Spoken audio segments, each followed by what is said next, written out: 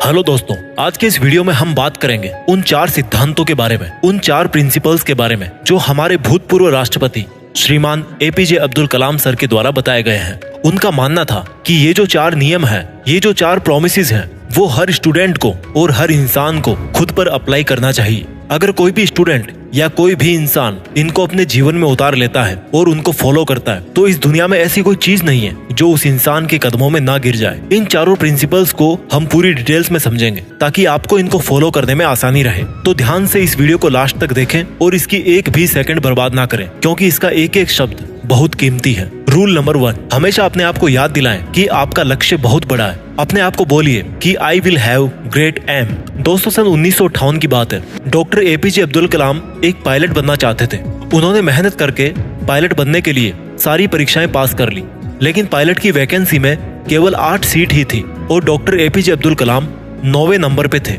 अब उनका सिलेक्शन केवल तभी हो सकता था जब उनके ऊपर के 8 कैंडिडेट्स में से या तो कोई अपनी वैकेंसी छोड़ दे या फिर मेडिकल में आउट हो जाए। लेकिन उनको इस बात का काफी डिसअपॉइंटमेंट हुआ कि उनका केवल एक रैंक की वजह से वो सिलेक्शन से आउट हो गए। लेकिन उन्होंने ये स्वीकार किया कि it was a disappointment for me but disappointment could not defeat me, यानी कि मैं निराश जरूर हुआ था लेकिन निराशा कभी मुझे हरा नहीं सकी। उन्होंने ठान लिया था कि भले ही पायलट बनके एयरक्राफ्ट ना उड़ा सकूं, लेकिन एक इंजीनियर बनके, एक साइंटिस्ट बनके मैं एयरक्राफ्ट जरूर बना सकता हूँ, मिसाइल बना सकता हूँ, रॉकेट बना सकता हूँ। और दोस्तों, ये तो किसी को नहीं पता कि अगर डॉक्टर एपीजे अब्दुल कलाम पायलट बनते तो वो कहाँ तक पहुँच पाते। लेकिन उन्होंने इस बात को जरूर साबित किया कि अगर वो पायलट नहीं बन पाए तो उन्होंने मिसाइल्स और रॉकेट जरूर बना दिए। और वो भले ही इंडियन एयरफोर्स के पायलट नहीं बन पाए, लेकिन राष्ट्रपति जरूर बने, जो कि तीनों सेनाओं के कमांडर इन चीफ होते हैं। और तीनों सेनाओं में आर्मी, नेवी और एयरफोर्स भी होती है। दोस्तों, उनका कहा गया रूल नंबर 1 कि हमेशा अपने आप को बोलिए कि I will have great aim,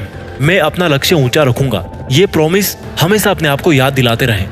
rule number 2, दोस्तों, रूल नंबर 1 के बाद में बात करते हैं रूल नंबर 2 की। रूल नंबर 2 है हमेशा अपने आप से बोलिए कि I will continuously acquire knowledge, यानी कि मैं हमेशा लगातार ज्ञान हासिल करता रहूंगा। दोस्तों, अब उनके इस दूसरे रूल को हम उन्हीं की जीवनी से समझते हैं। डॉक्टर एपीजे अब्दुल कलाम को मिसाइल मैन के नाम से भी जाना जाता है। वो एक इंजीनियर थे, एक वैज्ञानिक थे। उन्होंने बहुत सारे मिशंस को लीड किया और सक्सेसफुल भी रहे। उन्होंने पद्म भूषण, पद्म विभूषण और भारत रत्न जैसे हाईएस्ट सिविलियन अवार्ड जीते। वो भारत के 11वें राष्ट्रपति भी बने। लेकिन इसके बावजूद भी उन्होंने ये माना कि वो अपने आप को एक टीचर समझते हैं, वो अपने आप को एक अध्यापक समझते हैं। और उनको सबसे ज्यादा खुशी तब मिलती है जब उनका कोई स्टूडेंट PhD पूरी कर लेता है। यानी कि उनकी लाइफ में अगर सबसे ज्यादा जरूरी कोई चीज थी तो वो थी education, knowledge.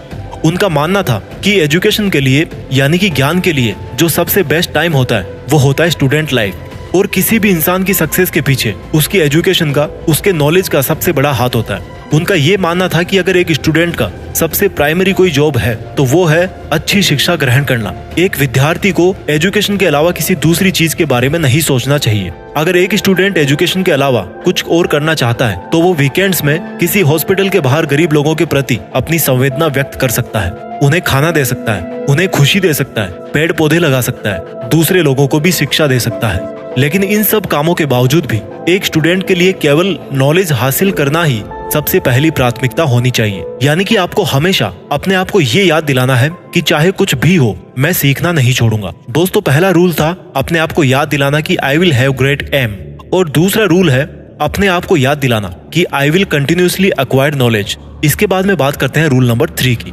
Rule number 3, doctor APJ Abdul Kalam का तीसरा नियम था कि अपने आप से हमेशा ये प्रॉमिस करें कि मैं हमेशा हार्डवर्क करता रहूंगा, यानी कि I will do hard work. दोस्तों, 1973 की बात है। विक्रम साराभाई अंतरिक्ष केंद्र के चेयरमैन प्रोफेसर सतीश धवन ने डॉक्टर एपीजे अब्दुल कलाम से कहा कि हमें एक सैटेलाइट लॉन्च व्हीकल बनाना है, यानी कि एक ऐसा रॉकेट जिसमें हम सैटेलाइट रख करके उसको अंतरिक्ष में भेज सकें। डॉक्टर एपीजे अब्दुल कलाम ने इस काम को पूरी जिम्मेदारी के साथ स्वीकार किया। वो इस प्रोजेक्ट और मिशन के डायरेक्टर थे, यानी कि पूरी टीम को उनके नीचे काम करना था। उनके नीचे 1000 से भी ज्यादा दूसरे इंजीनियर थे और करीब 10,000 वर्कर थे। इनके अलावा भी ऐसे बहुत सारे लोग थे जो इनडायरेक्टली इस मिशन से जुड़े हुए थे। इतनी बड़ी टीम को 6 साल का वक्त लगा प्रोजेक्ट शुरू करने से लेकर लॉन्च के दिन तक। 17 अगस्त 1979 इस तारीख को सैटेलाइट लॉन्चर का टेस्ट होना था। लॉन्च के 8 मिनट पहले सारा कंट्रोल कंप्यूटर के हाथों में दे दिया गया, लेकिन उसी वक्त एक चेतावनी आई कि लॉन्चिंग में कुछ दिक्कत है। लॉन्च के ठीक 4 मिनट पहले ये डायग्नोस किया गया कि लॉन्चर में कुछ लीक्स हैं। लेकिन उनके टीम के जो एक्सपर्ट थे उनकी ये राय थी कि लीक्स के बावजूद भी रॉकेट में इतना सफिशिएंट ऑक्सीडाइजर है कि वो अपना लॉन्च जारी रख सकते हैं। और मिशन लीडर होने की वजह से डॉक्टर कलाम को ये डिसीजन लेना पड़ा कि वो रॉकेट को लॉन्च करेंगे। लेकिन लॉन्च के कुछ मिनट्स बाद ही वो रॉकेट पृथ्वी की कक्षा में ना जाकर बंगाल की खाड़ी में जाकर गिर गया। 6 साल की मेहनत, हजारों लोगों के कई लाखों वर्किंग आवर्स, जनता का पैसा और मिशन फेल हो गया 2 मिनट में। लेकिन जैसा कि डॉक्टर एपीजे अब्दुल कलाम रूल नंबर 3 में बताते हैं कि हमेशा अपने आप को याद दिलाते रहें कि आप कड़ी मेहनत करते रहेंगे। ठीक उसी नियम का अनुसरण करके डॉक्टर कलाम ने अपनी टीम के साथ 1 साल और कड़ी मेहनत करी और प्रोजेक्ट के शुरू होने के 7 साल बाद आखिरकार उन्होंने साबित करके दिखाया कि कड़ी मेहनत आपकी असफलता को सफलता में बदल सकती है। यानी कि दोस्तों, हमेशा अपने आप से कहते रहें कि I will do hard work. 4 rules में से 3 रूल्स हमने समझ लिए। रूल नंबर 1 था हमेशा अपने आप से कहें कि I will have great aim.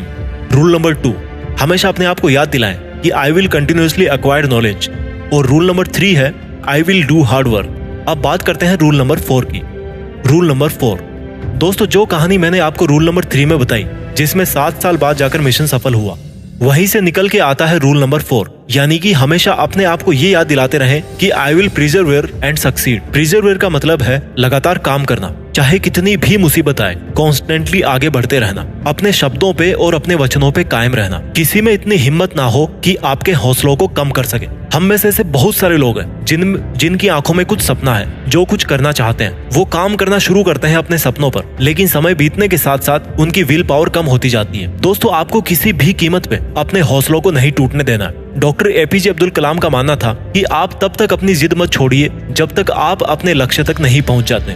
और आपका लक्ष्य है आपकी यूनिकनेस, आपका सबसे अलग होना, आपकी पहचान सबसे अलग होना। और आपके इस यूनिक बनने के सफर में आपकी मुसीबतों का सबसे अहम रोल होता है। अगर आपने अपनी मुसीबतों से डरना छोड़ दिया, उन पर से ध्यान हटाकर उनके हल के बारे में सोचना शुरू कर दिया और उस पर काम करना शुरू कर दिया, तो आप किसी ना किसी दिन इस दुनिया में सफल जरूर हो जाओगे। दोस्तों, इस वीडियो के लास्ट में मैं इन चारों रूल्स को रिवाइज कर देता हूँ। रूल नंबर 1, अपने आप को याद दिलाएं कि आपके पास में एक बहुत बड़ा सपना है। You must have a big dream.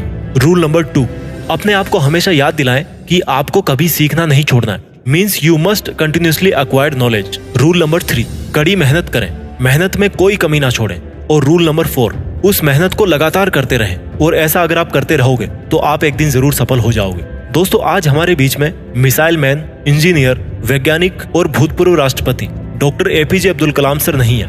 जैसा कि उन्होंने बताया था कि वो अपने आप को एक अध्यापक ही समझते थे। उन्होंने अपनी आखिरी सांस भी Indian institute of management Shillong के स्टूडेंट्स को एक लेक्चर देते हुए ली, जिस लेक्चर का टॉपिक था creating a livable planet earth. वो 4000 वर्ड्स का उनका लेक्चर अनफिनिश्ड ही रहा। मानो उनका कहना ये था जाते जाते कि वापस फिर आऊंगा लौट के। लेकिन प्रकृति के नियम को कौन बदल सकता है। आइए आज हम एक शपथ लें कि जो रास्ता हमारे डॉक्टर एपीजे अब्दुल कलाम सर ने हमें दिखाया, उस पर हम लगातार आगे बढ़ते रहें और अपने वचनों पे कायम रहें और अनंत समय तक डॉक्टर एपीजे अब्दुल कलाम सर को हमारे खुद के अंदर जिंदा रखें और पूरी दुनिया को दिखा दें कि हिंदुस्तान से बेहतर कोई दूसरा देश नहीं हो सकता। अपने सपनों का पूरी रफ्तार के साथ पीछा करते रहिए और देश में खुद के साथ साथ दुनिया में देश का नाम भी कीजिए।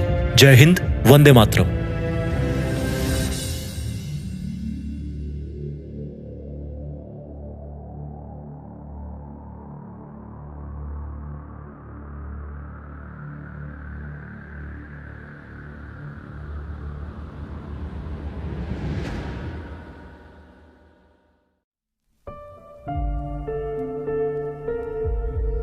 जीत फिक्स।